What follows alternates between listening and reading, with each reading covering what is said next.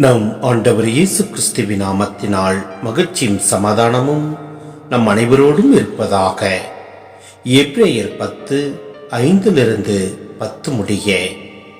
அதனால்தான் கிறிஸ்து உலகிற்கு வந்தபோது பலியையும் காணிக்கையையும் நீர் விரும்பவில்லை, ஆனால் ஒரு உடலை எனக்கு அமைத்து தந்தீர்.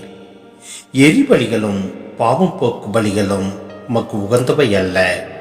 எனவே நான் கூறியது, என் கடவுளே, உமது திருவுளத்தை நிறைவேற்ற இதோ வருகின்றேன். என்னை குறித்து திருநூல் சுருளில் எழுதப்பட்டுள்ளது என்கிறார்.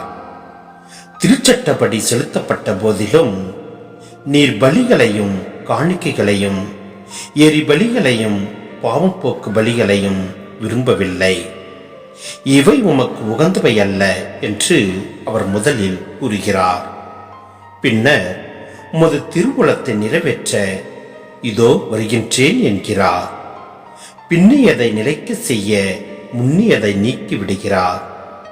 இந்த திருவுளத்தால் தான் இயேசு கிறிஸ்து ஒரே ஒரு முறை தம் உடலை பலியாக செலுத்தியதன் மூலம் நாம் தூயவராக்கப்பட்டிருக்கிறோம்.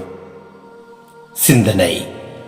திருத்துதர் பவுல் இறை தந்தையின் திருவுளம் கிறிஸ்து இயேசுவில் நிறைவேறியதை குறித்து எடுத்துரைக்கிறார். தமது அன்பு கட்டளைகள் நிலைத்து நிற்பதற்காக தமக்கு முன்னிருந்த கொடூரமான பழிவாங்கும் சட்டங்களை கிறிஸ்து நீக்கிவிட்டதை அவர் நமக்கு நினைவூட்டுகிறார்.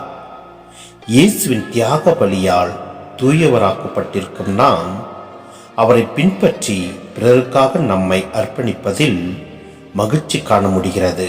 எனவே இத்திருவருகை காலத்தில் நாம் அனைவரிடத்திலும் அன்பு கொண்டு நம் ஆண்டவரோடு ஒன்றித்து வாழ்வோம். எல்லாம் வல்ல இறைவன் நம்மை நிறைவாய் ஆசீர்வதிப்பார்.